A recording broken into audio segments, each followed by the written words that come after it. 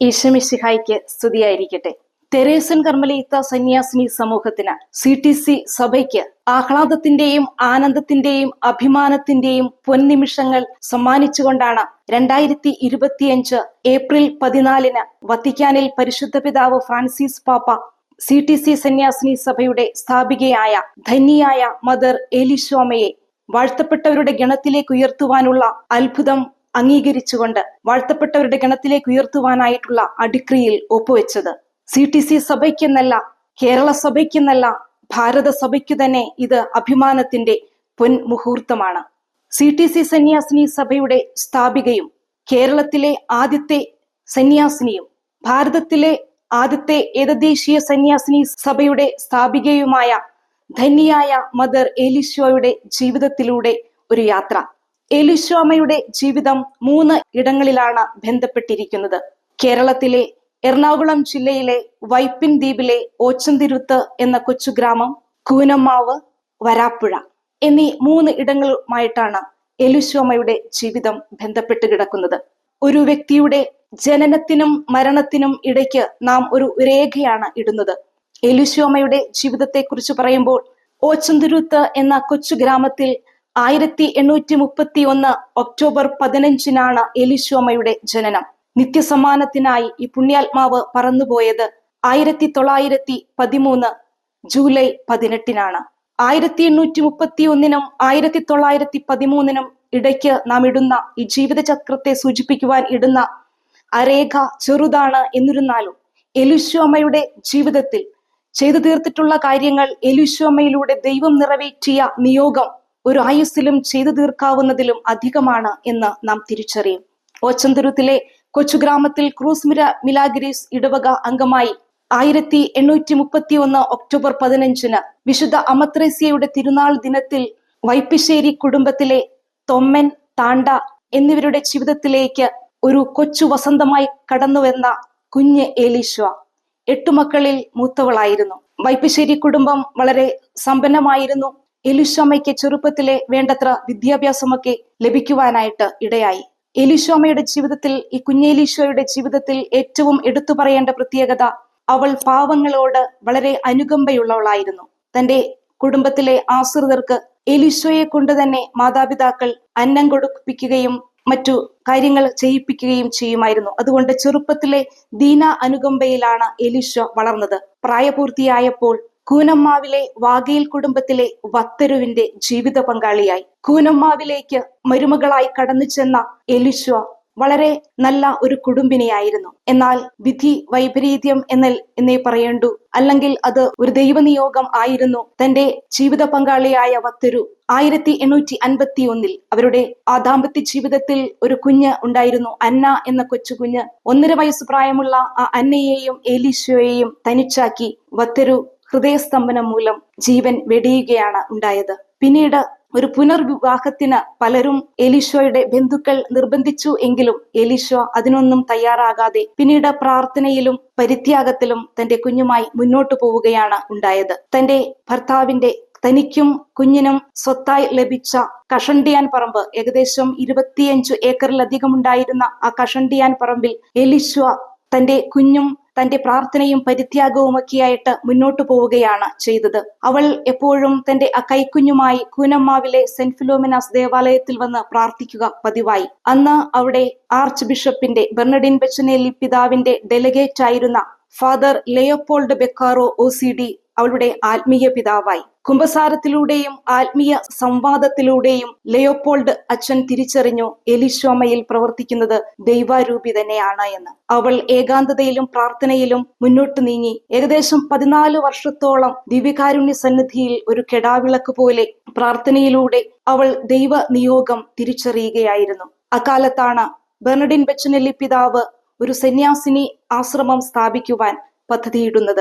ലെയോപോൾഡ് missionary ഈ ഏലിശോയെ കുറിച്ചും അവളുടെ മകൾ അന്നയെക്കുറിച്ചും അവളോടൊപ്പം ഉള്ള സഹോദരി ത്രേസ്യയെക്കുറിച്ചും അവരുടെ ആ ആത്മീയ ജീവിതത്തെക്കുറിച്ചും എല്ലാം ബെർണഡിൻ ബെച്ചനേലി പിതാവിനോട് പങ്കുവച്ചു. അങ്ങനെ ഇവരിൽ പ്രവർത്തിക്കുന്ന ദൈവാരൂപി മനസ്സിലായിക്കൊണ്ട് എലീശ സഭയുടെ സ്ഥാപികയായും അന്നയും സഹോദരി ത്രേസ്യയും സഹസ്ഥാപികമാരും ആയി 1866 ഫെബ്രുവരി 13 എലീശോയ്ക്ക് സ്വത്തായി ലഭിച്ചിരുന്ന ആ കഷണ്ടിയാൻ പറമ്പിൽ ഒരു പനമ്പുമഠം പണിത് സഭ സ്ഥാപിക്കുകയാണ്. പിറ്റേ ദിനം അന്ന് അവിടത്തെ പ്രിയോരായിരുന്ന ചാവറ കുര്യാക്കോസ് അച്ഛന്റെ, കുനമാവിലെ വിശുദ്ധ പദവിയിലേക്ക് ഉയർത്തപ്പെട്ട വിശുദ്ധ ചാവറ അച്ഛന്റെ ഒരു ആത്മീയ മകളായിരുന്ന എലീശോയും, അച്ചാമ്മ എന്ന പേരിൽ അറിയപ്പെട്ടിരുന്ന എലീശോയും അവരുടെ കൂടെ ചേരുകയാണ്. അങ്ങനെ 4 അംഗങ്ങളായി അവർ മുന്നോട്ട് പ്രാർത്ഥനയിലും പരിത്യാഗത്തിലും മുന്നോട്ട് നീങ്ങി. 1867 മാർച്ച് 27 ഇവർക്ക് ഉണ്ടായിരുന്ന ആ സ്ഥലത്ത് ഒരു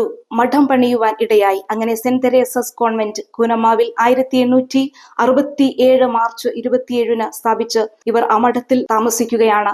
1868 ജൂലൈ 16 കർമ്മല മാതാവിന്റെ തിരുനാൾ ദിനം ഇവർ സഭാവസ്ത്രം സ്വീകരിച്ചു. കാലങ്ങൾ കടന്നുപോയി. 1890 പിന്നീട് റീത്ത് വിഭജനം നടക്കുവാൻ ഇടയായി. 1890 സെപ്റ്റംബർ 17 തൃശൂർ രൂപതയുടെ കീഴിലേക്ക് ഈ മഠം ആവുകയും എലീശോയും ലത്തീൻ സഹോദരിമാരും തങ്ങൾക്ക് സ്വന്തമായി ഉണ്ടായിരുന്നതെല്ലാം ഉപേക്ഷിച്ച് അവിടം വിട്ട് ഇറങ്ങേണ്ടി വരികയും ചെയ്തു. എലീശോയും ലത്തീൻ സഹോദരിമാരും പിന്നീട് ചെല്ലുന്നത് എറണാകുളത്ത് ആയിടെ സ്ഥാപിക്കപ്പെട്ട CSST സഭാംഗങ്ങളുടെ മഠത്തിനോട് ചേർന്നുള്ള ഒരു വീട്ടിലാണ് അവർക്ക് അഭയം ലഭിച്ചത്. ഏകദേശം 3 മാസത്തോളം അവർ അവിടെ കഴിഞ്ഞു. അതിനെ തുടർന്ന് 1890 വരാപ്പുഴയിൽ ഇവർക്ക് വേണ്ടി ഒരു പുതിയ മഠം സ്ഥാപിക്കപ്പെട്ടു. ബിഷപ്പ് മാർസലിൻ ബെറാൾഡിയും തദ്ദേശത്തുണ്ടായിരുന്ന വൈദികരും മിഷണറിമാരും കൂടെ ഇവരെ ആഘോഷമായി സ്വീകരിച്ചു. കൂനമ്മാവിൽ ഒരു കടുകുമണി പോലെ പാകപ്പെട്ട ആ വിത്ത് വളർന്നു പന്തലിക്കേണ്ടിയിരുന്നത് വരാപ്പുഴയിലായിരുന്നു. എലീശോമ്മ തന്റെ സഭ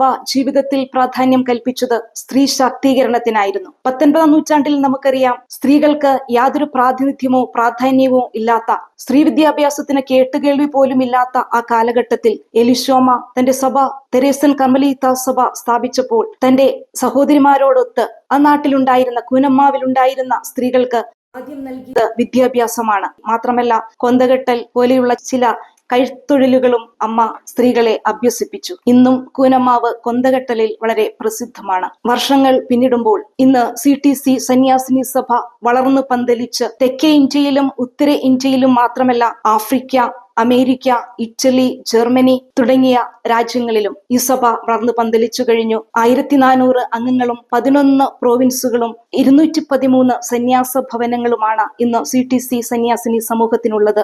എലീശോമ്മ കാണിച്ചു തന്ന അപ്രേക്ഷിത പ്രവർത്തനം, സ്കൂൾ വിദ്യാഭ്യാസം, ക്രൈസ്തവ വിദ്യാഭ്യാസം, ആതുര ശുശ്രൂഷ സേവനം, സാമൂഹ്യ പ്രവർത്തനങ്ങൾ, കുടുംബ പ്രേക്ഷിതത്വം, ജയിൽ പ്രേക്ഷിതത്വം, ഇങ്ങനെ വിവിധങ്ങളായ പ്രേക്ഷിത പ്രവർത്തനങ്ങൾ ഇന്ന് CTC സന്യാസിനിമാർ ചെയ്തുകൊണ്ടിരിക്കുന്നു. തെക്കേ ഇന്ത്യയിലും ആഫ്രിക്കയിലുമൊക്കെ മരുഭൂമിയിലും പച്ചപ്പ് തീർത്ത് CTC സന്യാസിനിമാർ തങ്ങളുടെ പ്രേക്ഷിത പ്രവർത്തനത്തിൽ തിരക്കിലാണ്. ഈ പ്രേക്ഷിത പ്രവർത്തനങ്ങൾക്കെല്ലാം ഊർജം ലഭിക്കുന്നത് പ്രാർത്ഥനയിൽ നിന്നാണ് എന്ന് പ്രത്യേകിച്ച് പറയേണ്ടതില്ലല്ലോ. പ്രാർത്ഥന പ്രേക്ഷിതത്വം മാത്രമുള്ള ഭവനങ്ങൾ CTC സന്യാസിനി സമൂഹത്തിനുണ്ട്.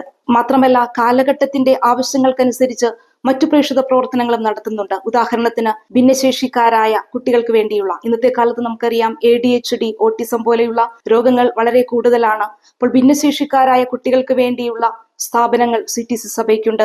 മദ്യനിരോധനത്തിന് വേണ്ടിയുള്ള പ്രവർത്തനങ്ങൾ CTC സഹോദരിമാർ നടത്തുന്നുണ്ട്. വൃദ്ധമന്ദിരങ്ങൾ, അഗതി മന്ദിരങ്ങൾ എന്നിവയും CTC സന്യാസിനിമാരുടെ പ്രേക്ഷിത പ്രവർത്തനത്തിൽ ഉൾപ്പെടുന്നു. ഒരു സന്യാസിനി തനിക്ക് മുൻപേ ഉണ്ടായിരുന്നില്ല എങ്കിൽ കൂടിയും 1.5 നൂറ്റാണ്ട് മുൻപ് ദൈവത്തിന്റെ നിയോഗം തിരിച്ചറിഞ്ഞ് ക്രിയാത്മകമായി അതിനോട് പ്രത്യുത്തരിച്ച് സ്ത്രീ ശാക്തീകരണത്തിന് മുൻതൂക്കം കൊടുത്ത് 19-ാം നൂറ്റാണ്ടിലെ ആരാലും അറിയപ്പെടാത്ത നവോത്ഥാനത്തിന്റെ നായികയായി മാറിയ എലീശോമ്മ ഇന്ന് സ്വർഗത്തിലിരുന്ന് നമുക്ക് വേണ്ടി മാധ്യസ്ഥം വഹിച്ചുകൊണ്ടിരിക്കുന്നു. എലീശോമ്മ ഒരു കുടുംബിനിയാണ്, ഒരു സന്യാസിനിയാണ്. അതുകൊണ്ട് ഒരു കുടുംബത്തിന്റെ നോവും നൊമ്പരവും എലീശോമ്മയ്ക്ക് മനസ്സിലാകും. ഒരു സമർപ്പിതയായതുകൊണ്ട് ഒരു സമർപ്പിതയുടെ അഭിഷിക്ത ജീവിതത്തിന്റെ വെല്ലുവിളികളും ഉത്തരവാദിത്തങ്ങളും അമ്മയ്ക്കറിയാം. നമുക്കേവർക്കും എലീശോമ്മയുടെ മധ്യസ്ഥം അപേക്ഷിക്കാം. 2008 മെയ് 30 മദർ എലീശോ ദൈവദാസി പദത്തിലേക്ക് ഉയർത്തപ്പെട്ടത്. 2023 നവംബർ 8 എലീശോമ്മ ധന്യ പദവിയിലേക്ക് ഉയർത്തപ്പെട്ടു. ഇപ്പോൾ ഈ ജൂബിലി വർഷത്തിൽ, പ്രത്യാശയുടെ തീർത്ഥാടകർ എന്ന 2025 ഈ ജൂബിലി വർഷത്തിൽ എലീശോമ്മ നമുക്കേവർക്കും അനുഗ്രഹത്തിന്റെ പൊൻതൂവൽ സമ്മാനിച്ചുകൊണ്ട് വാഴ്ത്തപ്പെട്ടവരുടെ ഗണത്തിലേക്കും ഉയർത്തപ്പെടുകയാണ്. ഇത് നമുക്കേവർക്കും സന്തോഷത്തിന്റെയും അനുഗ്രഹത്തിന്റെയും പൊൻ നിമിഷങ്ങളാണ്. എലിശോമ വിശുദ്ധ പദവിയിലേക്ക് കൂടി അതിവേഗം ഉയർത്തപ്പെട്ട് നമുക്ക് വേണ്ടിയും കേരള സഭയ്ക്ക് വേണ്ടി, ഭാരത സഭയ്ക്ക് വേണ്ടി, സന്യാസ സമൂഹങ്ങൾക്ക് വേണ്ടി മാധ്യസ്ഥം വഹിക്കട്ടെ എന്ന് പ്രാർത്ഥിക്കാം. CTC സന്യാസിനി സമൂഹത്തിന്റെ ആസ്ഥാന മന്ദിരം ഇടപ്പള്ളി സെന്റ് ജോസഫ് വിദ്യാഭവനാണ്. ഇപ്പോഴത്തെ superior general very reverend mother Shahila CTC ആണ്. എലിശോമയുടെ നാമകരണ നടപടികളുടെ ഉത്തരവാദിത്തം അതിന്റെ അഡ്മിനിസ്ട്രേറ്ററായി പ്രവർത്തിക്കുന്നത് സിസ്റ്റർ ഡോക്ടർ സൂസി കിണറ്റിങ്കൽ ആണ്.